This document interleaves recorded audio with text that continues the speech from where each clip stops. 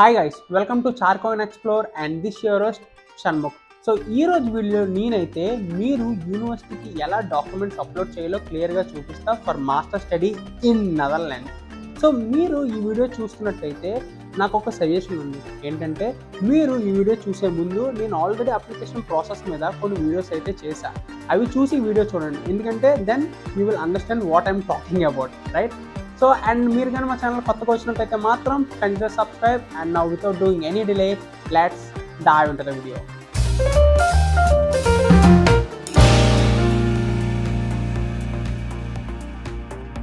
నేను ముందు చెప్పినట్టుగానే మనం స్టడీ లింక్ త్రూ యూనివర్సిటీస్కి అప్లై చేస్తే విత్ ఇన్ 2 daysలో మనకు ఒక ఈమెయిల్ వస్తుంది regarding user name and password. And ఇది వచ్చేసి ఆ ఈమెయిల్. అండ్ నేనైతే యుత్రేక్ యూనివర్సిటీ నెదర్లాండ్స్కి అయితే అప్లై చేశాను. అండ్ ఈ మెయిల్లో మనకైతే యూజర్ నేమ్, పాస్వర్డ్ అండ్ మనం ఫాలో అవ్వాల్సిన స్టెప్స్ అయితే ఉంటాయి.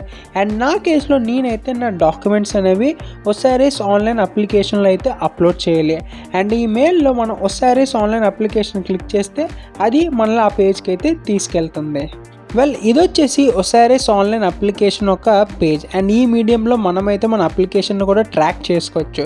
సో ఫస్ట్ లాంగ్వేజ్ని అయితే చూస్ చేసుకోండి. నేనైతే ఇంగ్లీష్ చూస్ చేసుకున్నా. అండ్ ఆ తర్వాత యూజర్ నేమ్ అండ్ పాస్వర్డ్తో లాగిన్ అవ్వండి. అండ్ ఇక్కడ నుంచి మన డాక్యుమెంట్స్ అనేవి అప్లోడ్ చేయొచ్చు.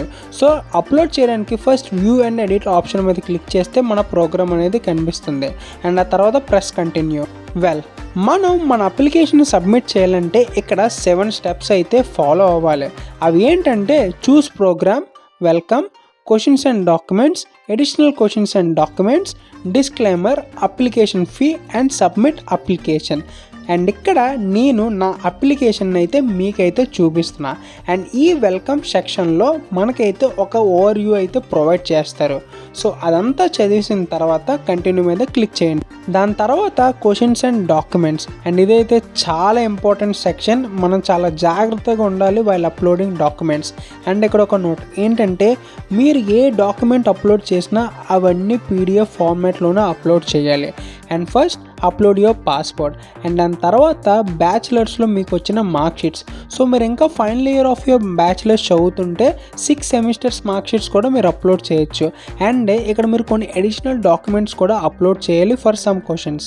Like for instant question number 2 మీరైతే ప్రూఫ్ ఆఫ్ యాంటిసిపేట్ డిగ్రీ అయితే సబ్మిట్ చేయాలి. ఆ డాక్యుమెంట్స్ ఒక టెంప్లెట్స్ కూడా వీరు ప్రొవైడ్ చేస్తారు. అది చూసి మనం అప్లోడ్ చేస్తే సరిపోతుంది. అండ్ ఆ తర్వాత అప్లోడ్ ట్రాన్స్క్రిప్ట్స్. అండ్ ఆ తర్వాత ఇంగ్లీష్ ఎగ్జామ్ ఒక రిజల్ట్. సో నా కేసులో నేనైతే IELTS ఎగ్జామ్ రిజల్ట్ అయితే ప్రొవైడ్ చేశాను. అండ్ ఆ తర్వాత కొన్ని సెక్షన్స్ ఒక స్కోర్ కూడా పర్సనల్గా అడిగింది.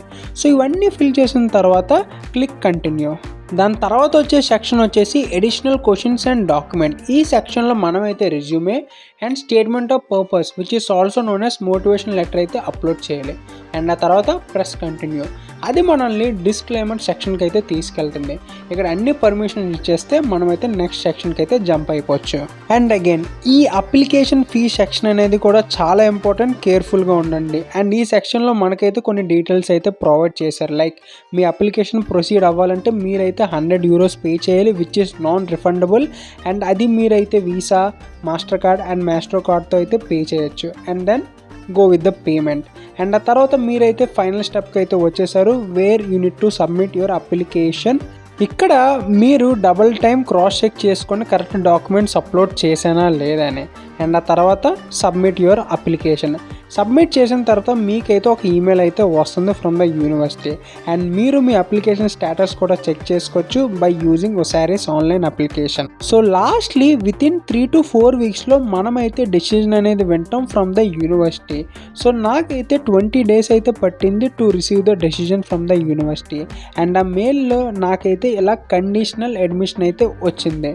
సో ఇలా వచ్చిన వెంటనే మీరైతే ఆ ఆఫర్ని యాక్సెప్ట్ చేయాలి.